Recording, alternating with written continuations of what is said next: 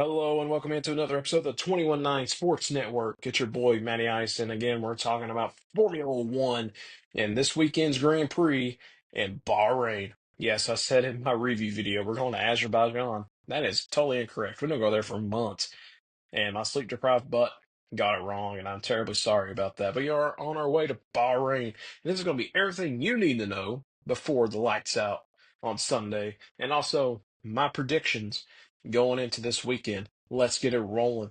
First off, I want to say a big congratulations to Rio Hirakawa. He is now the Haas reserve driver.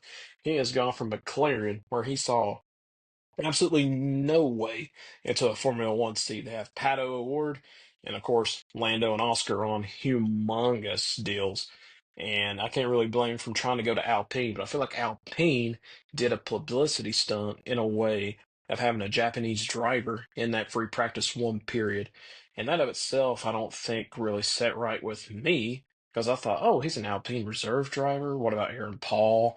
What about Franco? They could have made their FP1, but I think the higher ups at Alpine decided to do this basically for not only exposure and just to get his name out there, and it helped him out tremendously going P12 in Jack Doohan's car, which, we saw what happened to his car in free practice two, him taking not closing his DRS, the simulator being absolutely wrong over at Alpine, which kind of matches the energy over there at Alpine, not having any idea what's going on.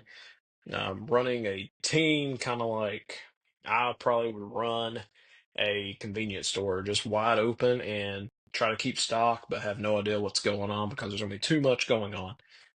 But Rio is now over at Haas, and I believe the reason behind that is Haas did not have a reserve driver. Don't know how that messes up. The Formula One manager games make you hire a reserve driver before you even go in to the season, so I don't know what's going on there. But I think they found a good quality piece for someone to step in. Something like if Ali goes out or Esteban goes out, they have a quality driver that can step in. Because if you take a Alpine to P12, it's probably not a bad thing at all. He wasn't that far off of P10. Like he would have made Q2 in an Alpine. Insane. But Rio, he is now the Haas reserve driver, and as we all know, Haas is now a Toyota Gazoo racing team. That collaboration came together, I believe, right before the preseason testing, so that helps that out because he's always been a part of the Toyota racing group, and now that he can be kind of fully focused on Formula One, that's a great thing, and he's going to take Ollie's spot in free practice one at Bahrain. And we're going to see what happens there. What can he do in that Haas machine? And let's move over to a very costly penalty for Carlos Sainz. $20,000 he is fined for not being on his spot during the Japanese national anthem because he had to essentially evacuate himself, and he got fined $20,000 for not being in his spot. Jenson Button took to Instagram and said that is one expensive poo, and he's not wrong. $20,000 for a poo, that better be the best poo you ever took, Carlos. And I'm really sorry the FIA is throwing out these stupid penalties. The FIA is also finding Alex Albon for his radio message to his team about how they were idiots. And I mean, they're race car drivers. They're racing drivers. Let them be themselves. The FIA, do you let them be themselves? You can't, you're so human. That is the most vulnerable part of you is coming out during these race communications. If you don't want those things being played, take them out of the F1 broadcast. That's going to suck for us at home, but take them out. If you don't want us hearing terrible language, which we all probably use on a day-to-day basis anyway, that's not affecting me. It's not affecting anyone who's watching it at all. So don't even worry about it. Make sure that if you want to pass this stupid fine off for cursing, it's dumb. It's the dumbest thing I've ever heard of. So Carlos gets a stupid penalty. Albon gets a stupid penalty. And let's just move on because I could make a whole video of the cursing and all these stupid penalties the FAA are trying to control adult men and women not using language. Like, oh my God, we all use it. It's okay. If you want to see me do a whole video on the language, just type in that angry emoji down in the comments. Just one. That's all I need. Okay. Now let's talk about the Bahrain Grand Prix. It's going to happen on Sunday. Free practice starts on Friday. And a interesting fact that has kind of came out this season: Ferrari only has 35 points total this season between Lewis Hamilton and Charles Leclerc. Max Verstappen has 61. He almost has double the points of a whole team by himself. That's not shocking at all. I mean, he scored almost every point for Red Bull, especially the past season and a half. He has scored every point for Red Bull, so that's not shocking. But a team like Ferrari, who made so many changes to their new car this season, and they said it was going to be a good thing. We're going to focus on 2025. These cars are going to be very drivable. And now Lewis Hamilton is complaining about the car, which is going to mean different things happening. Uh, I get it. I mean, you lead a team who is ahead of you in the constructors and is prevailing essentially at Mercedes with George and Kimi. They are blowing out of the water. But for some reason, Ferrari has not gotten it together. And this race might be where Ferrari actually turns it around. And because they are, as we will talk about, the most wins constructor at Bahrain since its conception in 2004. But what a crazy stat that Max Verstappen has outscored Ferrari this season. That's just insane. Now, more of a sad, humble note that I want to get to as a big Alonso fan is 2023 was special, wasn't it? 2023 was an amazing year. Well, at least the first half of the year was something amazing for us Fernando fans. He was on the podiums. Bahrain started his, we thought, resurgence to the top. The GOAT is back, baby. I can't wait.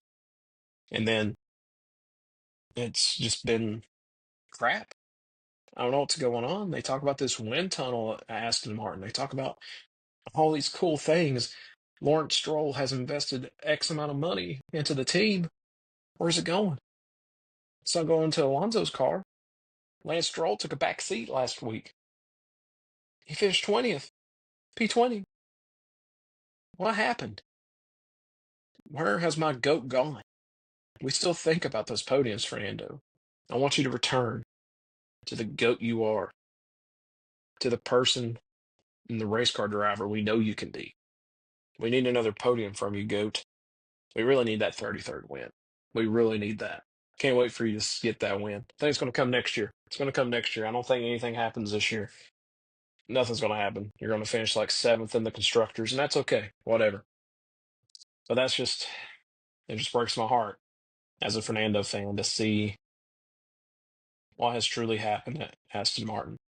They invested all that money in 2023. They got Netflix in there filming it all up, and nothing has truly happened. I don't know what's going on. They've changed from Mike Crack from team principal. I don't know. I don't know.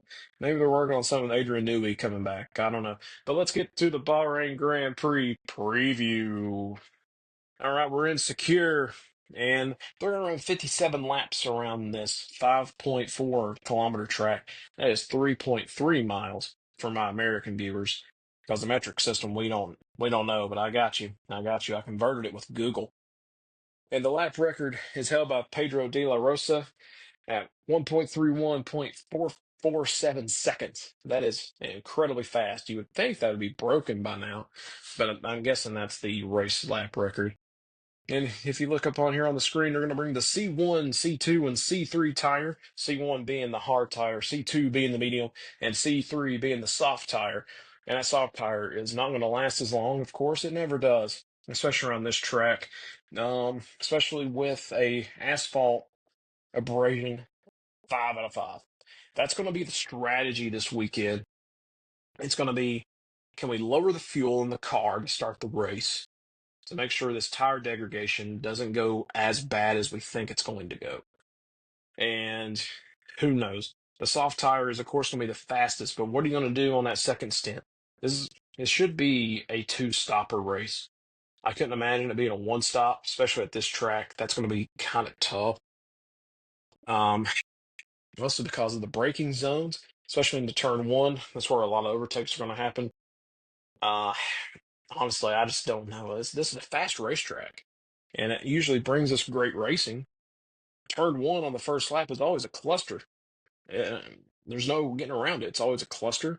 Sometimes people rip off their teammates' wings and run into them going into turn three after the first DRS zone. That's fun to watch. Thanks, Lance Stroll. Good thing Fernando came and, you know, got his first podium in forever.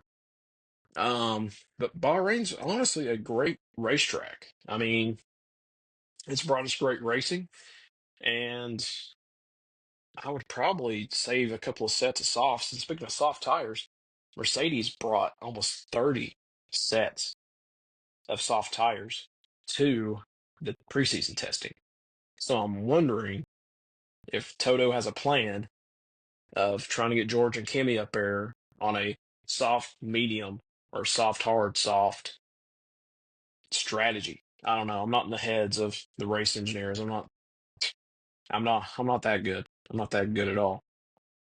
But this racetrack, it's been around since 2004, and the most constructors champion, not the most constructors champions, but the winningest constructor at Bahrain is Ferrari. They have 7 wins here, and that is insane.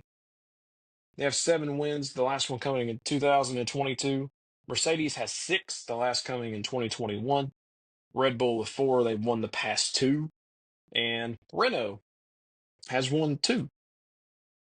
They won back to back in 2005 and 2006. And Ferrari won the one in 2010, yeah, because it was Fernando Alonso's debut race.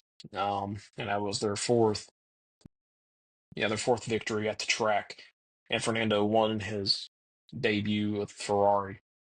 So that's going to be interesting to see if Ferrari can build up on that. Will Mercedes build up on that?